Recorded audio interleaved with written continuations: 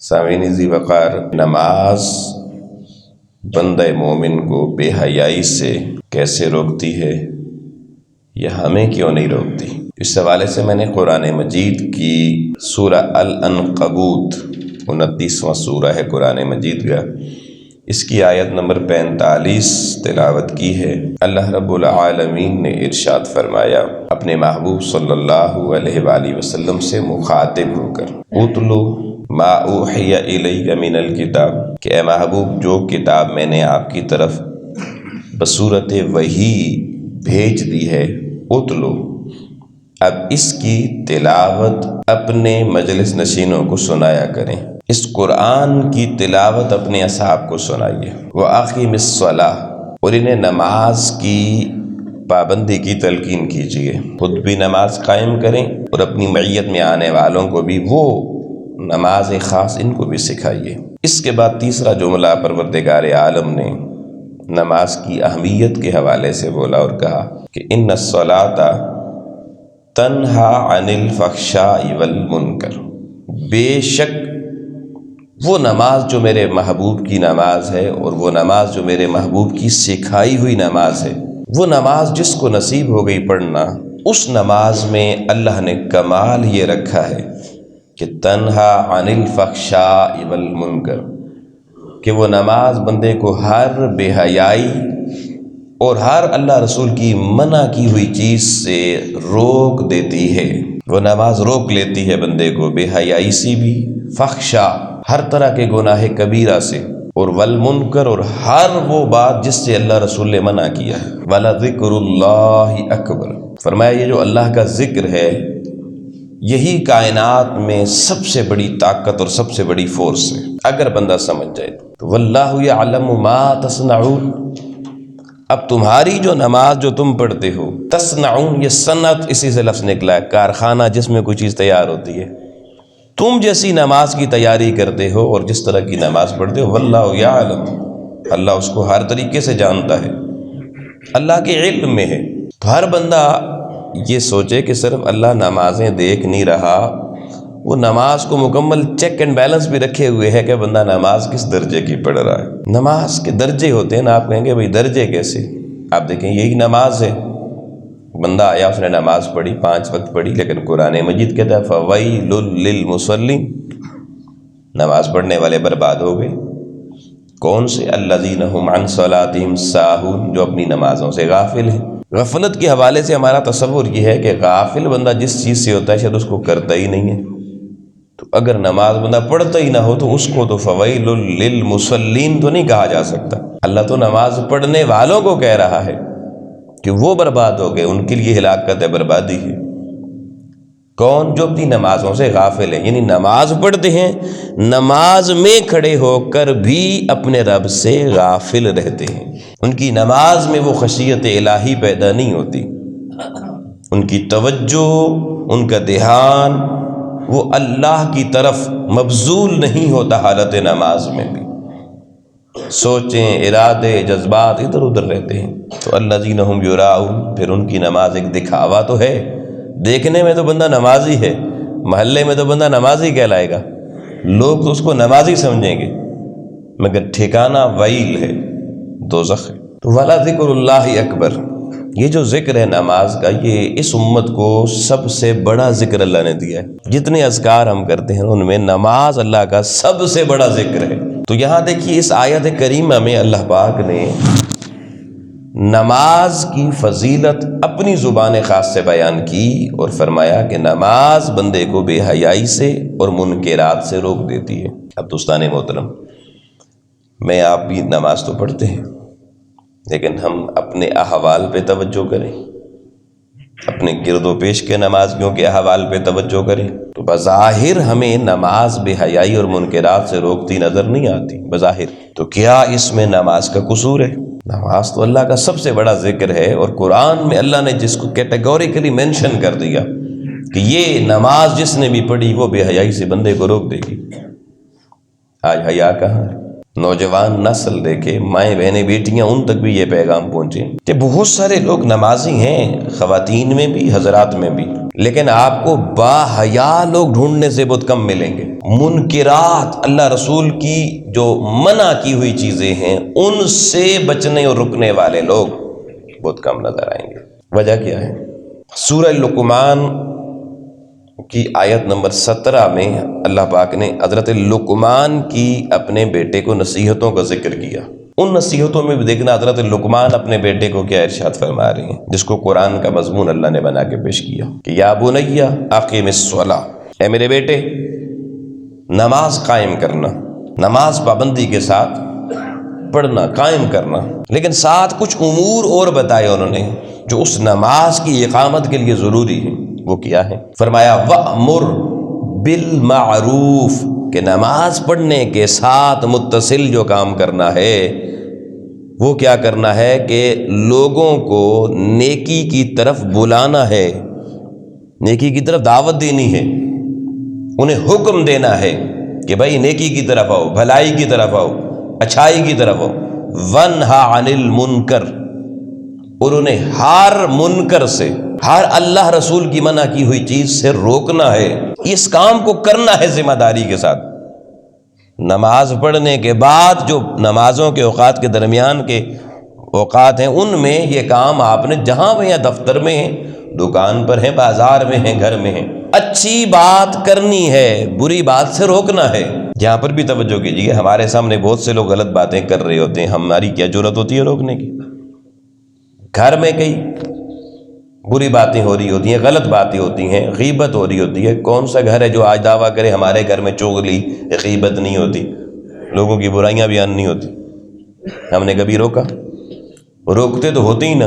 کون سا دفتر ہے جس کے ورکر گئے ہمارے درمیان تو بڑوں چھوٹوں آفیسرز کی اور جونیئرز کی غیبتیں نہیں ہوتی؟ اور پھر ہم کہاں ہر وقت نیکی کے ترجمان بن کر، نیکی کے داعی بن کر، بازار میں، دفتر میں، گھر میں، ہر مقام پر ہم نیکی کی ترویج و اشاعت کا کام کرتے ہیں۔ ہم تو الٹا جو بندے نیکی کا کام کر رہے ہوتے ہیں وہ بھی ہمیں اچھے نہیں لگتے، ان کے لیے بھی رکاوٹیں پیدا کرتے ہیں۔ تو نماز کی اقامت کے ساتھ بندہ مومن کے لیے کرنے کے کام، نیکی کی دعوت دینا، نیکی کی طرف بلانا، نیکی کے احکامات لوگوں تک پہنچانا، اور اللہ رسول کی ہر منع کی ہوئی چیز سے روکنا، یہ بھی ساتھ فرائض میں شامل ہے۔ حضرت لقمان نے یہ بات کی بیٹے سے، اور پھر آگے ایک اور بات کی۔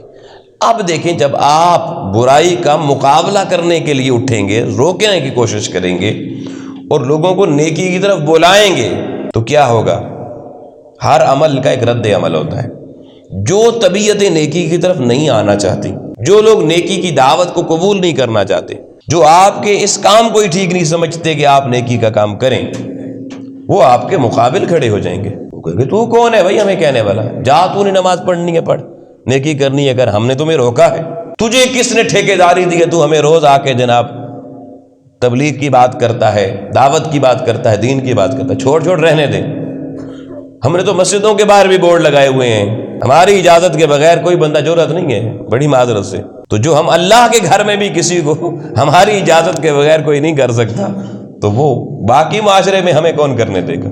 جو اللہ کے گھر کے کرتے دھرتے ہیں وہ نہیں کرنے دیتے، باہر معاشرہ کیسے کرنا دے گا؟ اس پہ قرآن مجید نے جملہ بولا وَاصْبِرْ عَلَىٰ مَا أَصَابَكَ، فرمایا پھر تمہیں بڑی مصیبتوں کا سامنا کرنا پڑے گا، بڑی عظیمتوں کا، بڑی اذیتوں کا سامنا کرنا پڑے گا، بڑی مخالفتیں ہوں گی، بڑے تانے ملیں گے، بڑی مشکلیں ہوں گی، بڑے پھر دوست آئیں گے، وہ یار چھوڑ، یہ کیا تو نے شروع کر دیا، یہ کس تحریک کی بات کر رہا ہے، کس دین کی بات کر رہا ہے، کس مشن کی بات کر رہا ہے، کس نیکی کی بات کر رہا ہے، چھوڑ، میں آپ کیا کر سکتے ہیں، ہمارے ہاتھ میں ہے ہی کیا جی، وہ یہ تو حکومتوں کا کام ہوتا ہے جی۔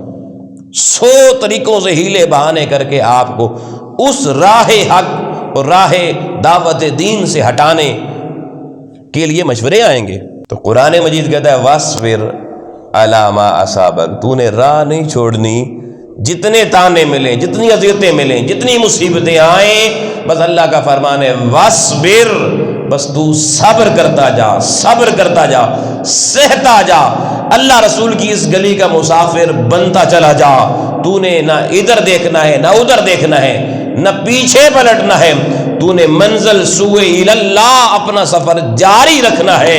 ان ذالک من عزم الامور، قرآن کہتا ہے، میرا رب کہتا ہے یہ بڑی ہمت کے کام ہیں، یہ بڑی ہمت کا کام ہے۔ مشکل چیز ہو نا تو والدین بھی اولاد کہتے ہیں بھائی ہمت کریں ذرا، اللہ بھی کہتا ہے ہمت کرنا۔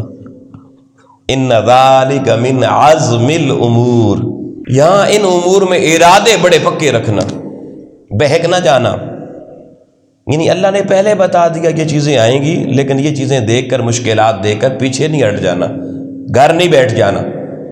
او جی لوگ سنتے ہی نہیں ہیں جی، زمانہ اچھا رہا ہی نہیں ہے جی، کیا کریں جی، لوگ باتیں کرتے ہیں جی، چھٹو جی، زمانہ کما رہے ہیں، اسی بھی کما دے، ہر کسی کو اپنی اپنی پڑی، ہمیں کیا لگی ہے، بس ہم تو اپنی نماز روزے کے ذمہ دار ہیں۔ نہیں لوگو، اللہ کے قرآن کو دیکھو، اللہ کے قرآن کی تعلیمات پہ غور کرو۔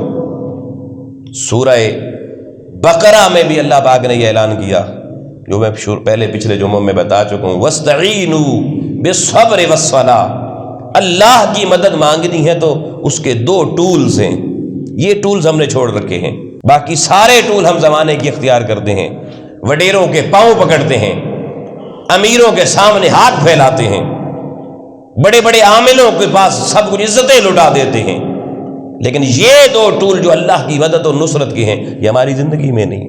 وہ کون سے ہیں؟ وَاسْتَعِینُوا بِالصَّبْرِ وَالصَّلَاةِ، اللہ کہتا ہے اللہ سے ہر امر میں مدد مانگ، صبر کے ذریعے اور نماز کے ذریعے۔ لیکن ساتھ ہی کہا وَإِنَّهَا لَكَبِيرَةٌ، ہیں کام بڑے اوکھے، آسان نہیں ہے، بھاری کام ہے، کبیرہ مشکل کام ہے، مگر آسانی اگر اس میں چاہتے ہو تو اب وہ جو میں نے سورۃ المومنون کی آیات پچھلے جمعے کو پڑھی، اگر آسانی چاہتے ہو تو پھر کیا کرنا پڑے گا؟ وَإِنَّهَا لَكَبِيرَةٌ إِلَّا عَلَى الْخَاشِعِينَ، پھر تمہیں اپنی طبیعت میں، اپنے دلوں میں خشیت الہی پیدا کرنی پڑے گی، اللہ کی خشیت، اللہ کے دربار کی حضوری، اس سے رابطہ پختہ کرنا پڑے گا۔ یوں اپنے مولا سے بات کرو، جڑو کہ یوں لگے کہ واقعی مالک کے دربار میں حاضر ہو، اس کو خشیت کہتے ہیں۔ تو فرمایا اگر یہ خشیت پیدا ہو گئی تو پھر کام آسان ہو جائے گا، پھر طبیعت پہ بوجھ نہیں آئے گا، پھر تانا نہیں لگے گا، پھر رکاوٹیں نہیں لگیں گی، پھر جتنی رکاوٹیں آئیں گی اتنا دین کا کام کرنے میں مزہ آئے گا، دعوت دین پھیلانے میں لطف آئے گا، طبیعت خوش ہوگی۔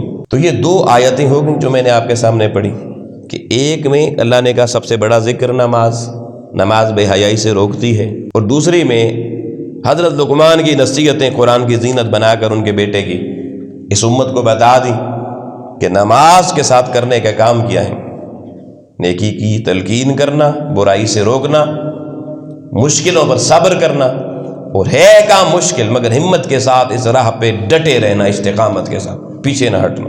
ایک آیت اور قرآن مجید سے لیتے ہیں، قرآن مجید کا سورہ ہود، اس کی آیت نمبر 114 اللہ پاک نے فرمایا وَأَقِمِ الصَّلَاةَ طَرَفَيِ النَّهَارِ وَزُلَفًا مِّنَ اللَّيْلِ إِنَّ الْحَسَنَاتِ يُذْهِبْنَ السَّيِّئَاتِ ذَلِكَ ذِكْرَىٰ لِلذَّاكِرِينَ۔ فرمایا بندو نماز قائم کرو، زُلَفًا مِّنَ اللَّيْلِ، پہلے فرمایا أَقِمِ الصَّلَاةَ طَرَفَيِ النَّهَارِ، دن کے دونوں جو افق ہے نا، ایک افق ہوتا ہے مشرق کا، ایک مغرب کا، سورج مشرق کی طرف ہو تب بھی جو نماز کا وقت ہو سورج چڑھنے سے پہلے یا بعد اس کو پڑھو، اور سورج اس دوسرے افق پہ چلا جائے غروب کی طرف تو اس سے پہلے کی نماز ہو یا بعد کی ہو نماز پڑھو۔ اطراف نہار کی نمازیں مکمل پڑھنی ہیں، اور پھر زلفا من اللیل، پھر رات کے حصوں میں بھی اگر کوئی نماز آتی ہے اس میں بھی ناغہ نہیں کرنا۔ اب اللہ نے دیکھے نا باقاعدہ بتایا کن کن حصوں میں نمازیں آئیں گی، یہ نہیں کوئی ایک پڑھ لی، دن والی بھی اطراف نہار والی پوری کرنی ہے، رات کے حصوں والی نمازیں بھی پڑھنی ہیں۔ اب اللہ پاک نے خوشخبری سنائی، فرمایا جو بندہ نماز کو صحیح سالمیت کے ساتھ اور خشیت کے ساتھ پڑھنا شروع کر دیتا ہے، وہ حضوری والی خشیت والی نماز جسے نصیب ہو جاتی ہے، فرمایا ان الحسنات، تو یہ نماز اتنی بڑی نیکی ہے۔ اب دیکھنا والا ذکر اللہ اکبر، اللہ نے کہا تھا نا کہ یہ سب سے بڑا ذکر ہے، ان الحسنات، یہ جو نماز کی صورت میں تمہیں نیکی ملے گی، اس نیکی کی طاقت کیا ہوگی، اسٹرینتھ کیا ہوگی، اس کے اندر قوت اور توانائی کیا ہوگی؟ فرمایا یذہبن السیئات، یہ نماز والی نیکی کی طاقت جس کو نصیب ہوتی چلی جائے گی، اس کے اندر سے برائیاں بھاگتی چلی جائیں گی، وہ بھگا دیتی ہے۔ یذہب ذہابہ سے نکلا ہے، ذہابہ کس کو؟ چلے جانا، بھاگ جانا، نکل جانا، دور ہو جانا۔ فرمایا یہ نماز والی نیکی کی میں یہ طاقت ہے کہ بندے کے اندر سے برائیاں بھگا کے اس کو نیکیوں کے ماحول کا عادی بنا کر اللہ رسول کی قربت اور معرفت کا نور عطا فرما دیتی ہے۔ یہ نماز کا کمال ہے۔ ذالک ذکرہ، مگر اگلا جملہ بڑا اہم ہے۔ اب مضمون ایک ہوتا ہے، ایک اس مضمون کا نچوڑ ایک جملے میں ہوتا ہے، تو فرمایا ذالک، یہ جو بات اللہ نے کی ہے نا کہ نماز کی نیکی وہ طاقت ہے جو برائیوں کو دور کر دیتی ہے، فرمایا یہ ایک نصیحت ہے، تمہارے لیے ایک نصیحت ہے، مگر تم میں سے کس کے لیے؟ ہر ایک کے لیے نہیں، للذاکرین، جو نصیحت پکڑنے والا اور نصیحت کی طلب رکھنے والا ہو، جو یہ طلب اپنے اندر سجا کے بیٹھا ہو کہ میں اس کے اصل محرک تک پہنچوں گا، اس نماز کی اس اصل نیکی کو حاصل کرنے کے لیے تن من دھن کی بازی لگاؤں گا، مجھے کچھ بھی قربان کرنا پڑے، دنیا کا کوئی بازار اور کوئی رشتہ مجھے اللہ کی نماز کے اوقات سے، اس کی حضوری سے دور نہیں کر سکتا، اور حضوری میں آ کر پھر پیچھے سارے خیالات مسجد کے دروازے سے باہر۔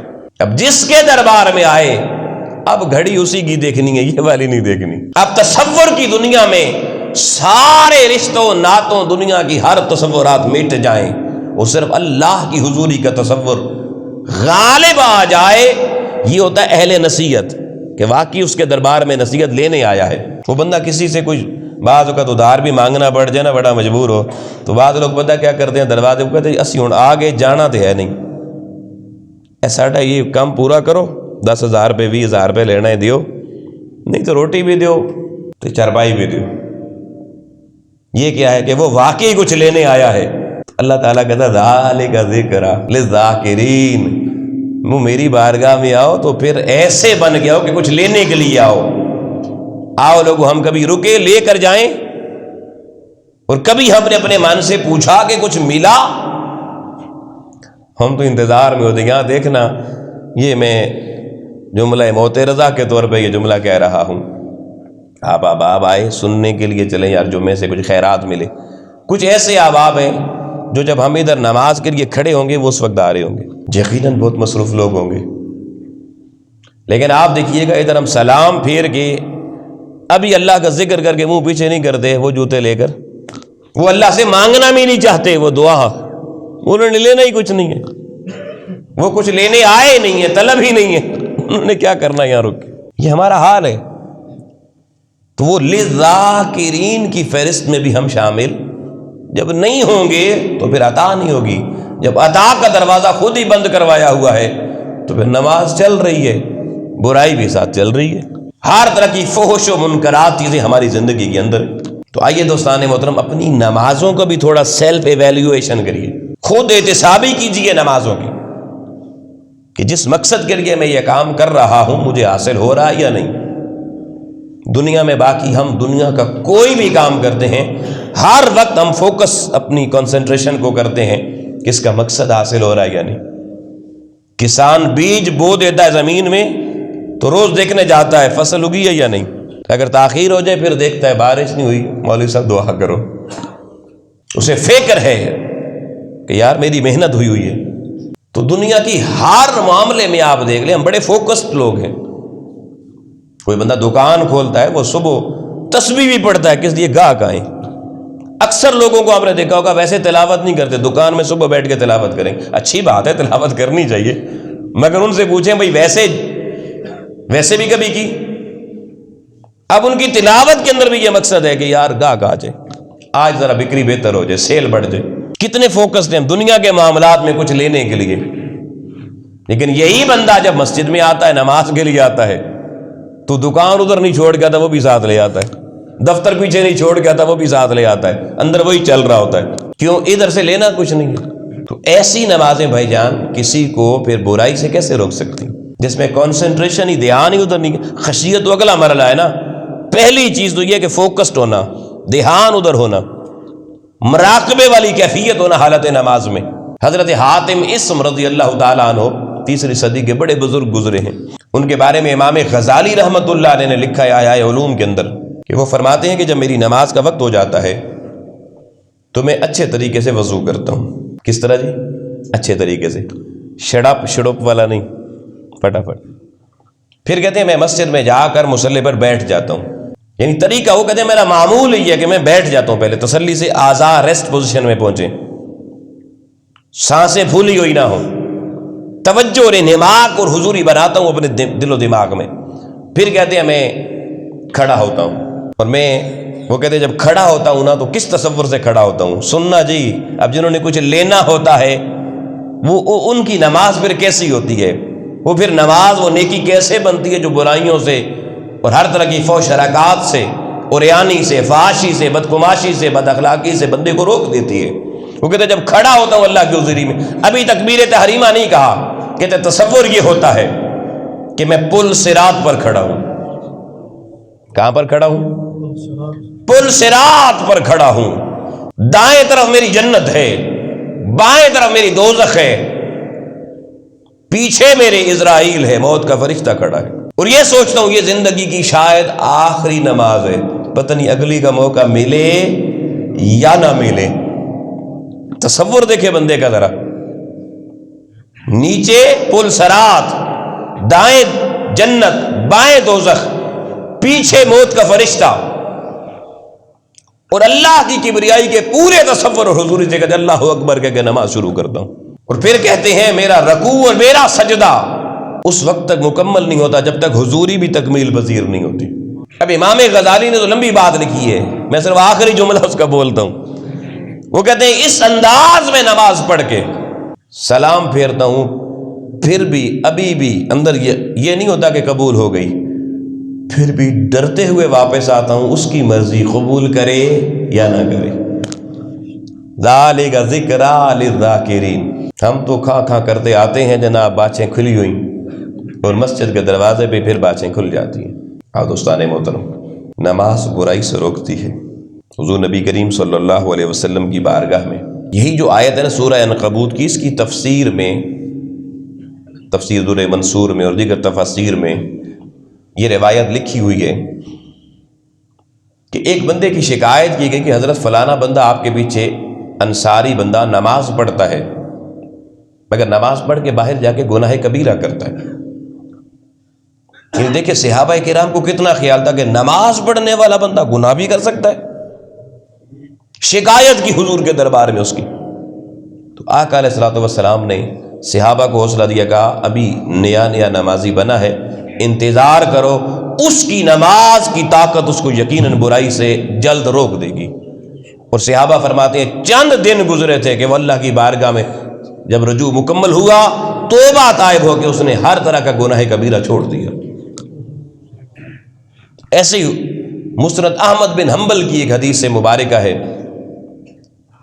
کہ حضور نبی کریم صلی اللہ علیہ وسلم کو ایک بندے کی شکایت کی گئی کہ حضور ایک بندہ رات کے وقت تو آتا ہے نمازوں میں نظر، مگر دن کو چوریاں کرتا ہے، چوری کرتا ہے، اس کو روکیے حضور، نماز بھی پڑھے اور چوری بھی کرے، کیوں؟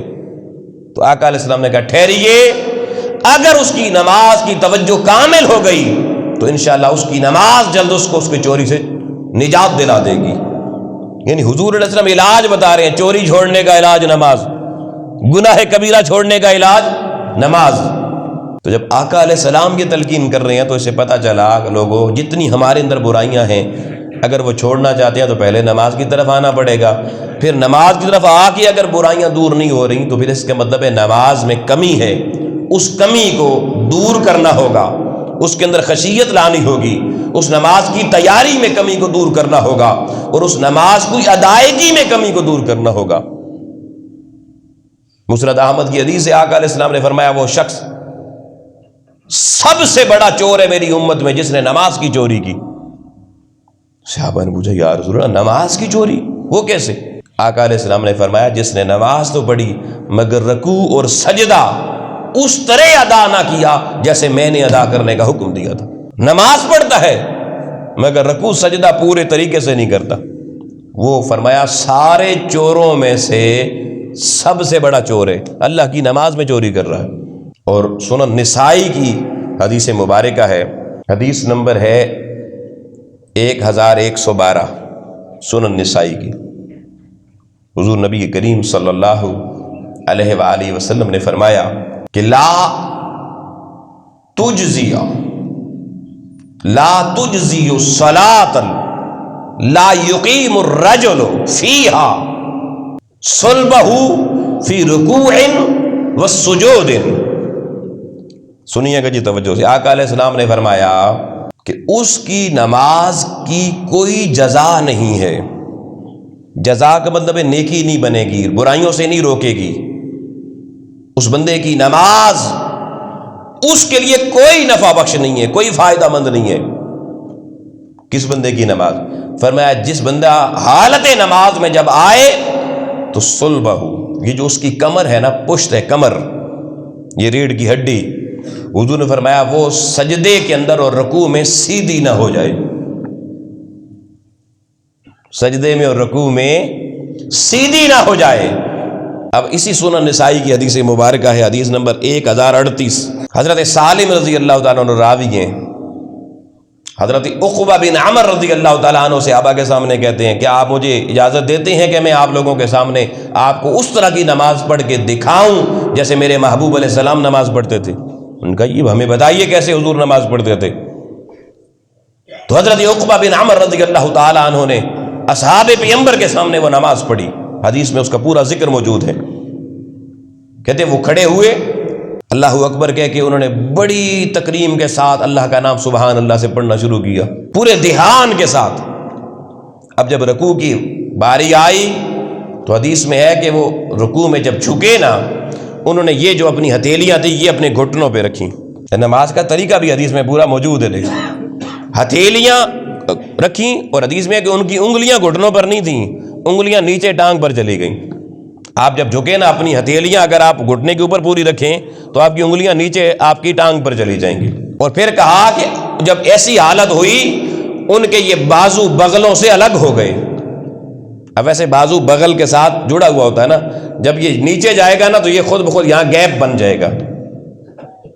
اب جب یہ گیپ بنے گا، بالکل یہ بازو سٹریٹ نیچے ہوگا تو کمر خود بخود سیدھی ہو جائے گی۔ اب حدیث کا اگلا جملہ یہ کہ ان کی کمر بالکل سیدھی ہو گئی، سٹریٹ ہو گئی۔ اس حالت میں انہوں نے رکوع کیا، پھر بتایا گیا کہ وہ کھڑے ہوئے تو اس طرح سیدھے کھڑے ہوئے کہ کمر پھر بالکل سیدھی ہو گئی۔ صحابہ کہتے ہیں پھر وہ سجدے میں گئے، سجدے میں انہوں نے اپنے بازو اتنے کھولے کہ پھر ان کے بازو بغل سے الگ ہو گئے اور پھر ان کی ہڈیاں سیدھی ہو گئیں، یعنی تسلی سے۔ اب ایک بندہ ہوتا سجدے میں جھکا، فوراً اٹھ کھڑا ہوا، ہڈی صحیح جگہ پر اس نے جمی نہیں، اپنی جگہ پکڑی نہیں اور اس سے پہلے ہی کھڑا ہو گیا، نہیں، ہڈیاں ان کی بالکل اپنی جگہ صحیح جہاں ہڈی کو پہنچنا چاہیے تھا وہاں پہنچ گئیں۔ پھر انہوں نے سر اٹھایا، پھر سجدے میں اس طرح سے بیٹھے، پھر دوسرا سجدہ ایسے کیا، حتیٰ کہ 4 رکعتیں، پوری 4 رکعتوں کا ذکر اس حدیث میں موجود ہے۔ انہوں نے اس انداز میں پڑھ کے کہا میرے محبوب نماز ایسے پڑھتے تھے۔ آؤ دوستان محترم، جب اس طرح کی نماز جیسے میرے محبوب نے پڑھی، یار کسی سے یہ نماز سیکھو، ایک ایک رکن کسی صحیح عالم دین کو جس نے یہ ساری چیزیں پڑھ کے پریکٹیکل کیا ہوا ہو، اس کو دکھاؤ، یار میری نماز دیکھو۔ یقین جانیں گے جب آپ صحیح وضو کے ساتھ نماز کو صحیح مکمل طور پہ خشوع اور خضوع سے پڑھیں گے، اللہ کی عزت کی قسم یہ روٹین بنتی چلی جائے گی، برائیاں بھاگتی چلی جائیں گی، نیکیوں کے موسم میں بہار اندر کھلتا چلا جائے گا۔ اللہ کی بارگاہ میں دعا ہے مالک و مولا ہمیں اپنی نمازوں کے اندر ہر کمی کو دور کرنے اور اللہ اپنی کامل حضوری والی خشیت والی نمازیں پڑھنے کی توفیق عطا فرمائے۔ وآخر دعوانا الحمدللہ۔